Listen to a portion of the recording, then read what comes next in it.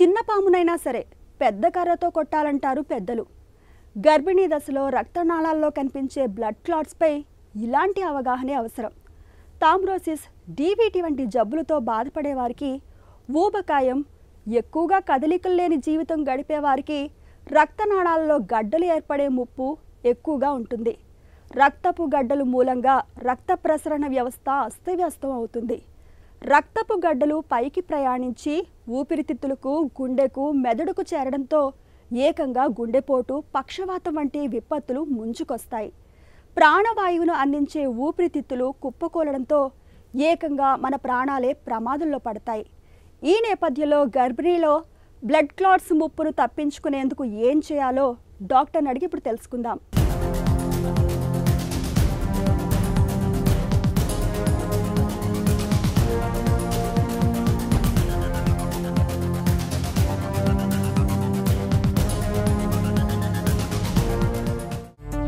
గర్భిణీ దశలో రక్తం గడ్డగట్టే ప్రమాదం ఎందుకు పెరుగుతుంది?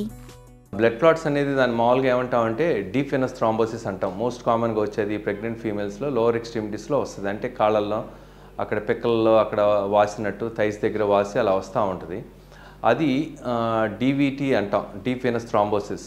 అది ఒక్కొక్కసారి పైకి వెళ్ళి అలానే ఊపిరితిత్తుల్లో కూడా వెళ్ళొచ్చు. అంటే ఊపిరితిత్తులోకి అంటే పల్మరీ ఎంబాలిజం అంటాం అనమాట. దానివల్ల సడన్గా వాళ్ళకి గుండె నొప్పి వచ్చినట్టు అవ్వటం, షార్ట్నెస్ ఆఫ్ బ్రెత్ వస్తుంది.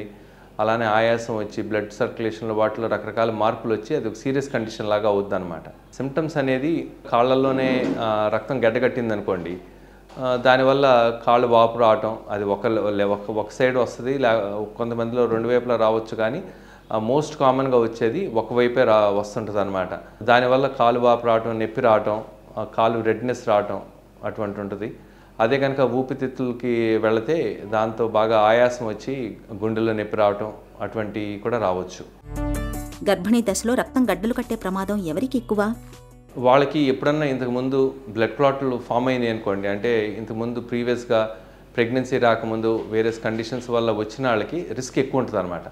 అలానే ఫ్యామిలీ హిస్టరీ అనేది కూడా ఇంపార్టెంట్. ఫ్యామిలీలో ఎవరికైనా బ్లడ్ క్లాట్లు ఫామ్ అయి ఉంటే, అలా మదర్కి కానీ వాళ్ళకి ఎవరికైనా ఉంటే పేషెంట్ కూడా రావడానికి ఆస్కారం ఉంటుంది. అలానే కొంతమందిలో హైపర్ కోయాగుల్ స్టేట్స్ ఉంటాయి అన్నమాట. అవి జన్యుపరమైనటువంటి కారణాలు ఉంటాయి. లేకపోతే సిస్టమిక్ లోపస్ ఎరిథమెటోసిస్ అంటాం, SLE అంటాం. అటువంటి కండిషన్స్లోనూ వీటిల్లో వచ్చే రిస్క్ ఎక్కువ ఉంటుంది అనమాట. తెలియకుండా కొంతమందిలో క్యాన్సర్ ఉండొచ్చు. క్యాన్సర్ ఉన్నా సరే అటువంటి బ్లడ్ క్లాట్లు ఫామ్ అవడానికి ఆస్కారం ఉంటుంది. గర్భిణీలో బ్లడ్ క్లాట్స్ని ఎలా గుర్తిస్తారు? ప్రెగ్నెన్సీలో బ్లడ్ క్లాట్లు వస్తే మనం ఒక పద్ధతిగా చూడాలన్నమాట. వాళ్ళ సిమ్టమ్స్ని మనం చూసి, అంటే వాళ్ళకి లక్షణాలు ఎలా ఉన్నాయని చెప్పి ముందు కాళ్ళల్లో అల్ట్రాసౌండ్ చేసి బ్లడ్ క్లాట్ ఫామ్ అయినా లేదా చూడొచ్చు అనమాట. అది చాలా తేలికైన విషయం, ఈజియెస్ట్ థింగ్. కొంతమందిలో మామూలుగా ప్రెగ్నెన్సీ లేని వాళ్ళు అయితే డీడైమర్ టెస్ట్ అనేది చాలా హెల్ప్ఫుల్గా ఉంటుంది. కానీ ప్రెగ్నెన్సీలో ఏంటంటే డీడైమర్ టెస్ట్ దాని నార్మల్ వాల్యూ ఎంతో తెలియదు. అది చేయటం వల్ల కన్ఫ్యూజన్ కూడా ఎక్కువ అవుద్ది. ఇప్పుడు కామన్గా ఈజియెస్ట్ థింగ్ ఏంటంటే అల్ట్రాసౌండ్ చేయటం అనేది.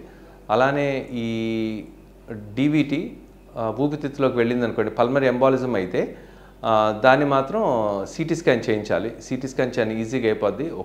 దాంతో రేడియేషన్ రిస్క్ ఉంటుంది, కానీ that is the easiest thing to do అనమాట, ఒకవేళ పల్మరీ ఎంబాలిజం అలా అటువంటి సస్పెక్ట్ చేస్తే. గర్భిణీ దశలో బ్లడ్ క్లాట్స్కి చికిత్స ఎలా ఉంటుంది? ట్రీట్మెంట్ ఆప్షన్స్ నాన్ ప్రెగ్నెంట్ పేషెంట్స్కి చేసినట్టే చేస్తాం, కానీ మనం మందులు వాడేది మాత్రం కొంచెం డిఫరెంట్గా ఉంటుందండి. ఎందుకంటే పొట్టలో ఉన్నటువంటి బేబీకి ఎఫెక్ట్ అవ్వకుండా మనం చూసుకోవాలి కాబట్టి అన్ని రకాల మందులు మనం వాడలేం. కామన్గా ఏంటంటే హెపరిన్ అనేది వాడితే తేలిగ్గా ఉంటుంది. దానివల్ల సైడ్ ఎఫెక్ట్స్ అనేది ఫీటస్ కానీ మదర్ కానీ పెద్ద ఇబ్బందులు ఉండవు. ప్లాసెంటల్ బ్యారియర్ క్రాస్ చేయనటువంటి మందులు వాడితే మంచిది, ఎందుకంటే అది వెళ్ళి బేబీని ఎఫెక్ట్ చేయకుండా ఉండడానికి చూసుకోవాలి మనం. ట్రీట్మెంట్ అనేది ప్రెగ్నెన్సీ త్రూఅవుట్ ద ప్రెగ్నెన్సీ వాడతాము. ప్రెగ్నెన్సీ అయిపోయిన తర్వాత కొంతకాలం వాడి దాని తర్వాత మనం దాన్ని ఎవాల్యుయేట్ చేయాలన్నమాట. అసలు ఎందుకు వచ్చినాయి క్లాత్స్, ఏమన్నా జన్యుపరమైనటువంటి కారణాలు ఉన్నాయా లేదా చెక్ చేసామనుకోండి, దాన్ని బట్టి మనం డిసైడ్ చేయొచ్చు అనమాట ఎంతకాలం వాడాలి ఏంటి మెడిసిన్స్ అనేది. కాన్పు తర్వాత కూడా రక్తం గడ్డలు కట్టే ప్రమాదం ఉంటుందా?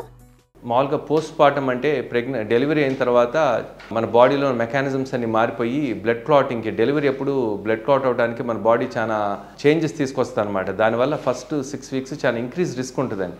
అందుకని ఆ టైంలో మామూలు వాళ్ళకు కూడా there is increase risk of blood clots. అందుకని వాళ్ళు ఎక్కువ యాక్టివ్గా ఉంటే సో ఆ ఛాన్సెస్ అన్నీ తగ్గుతాయి అన్నమాట.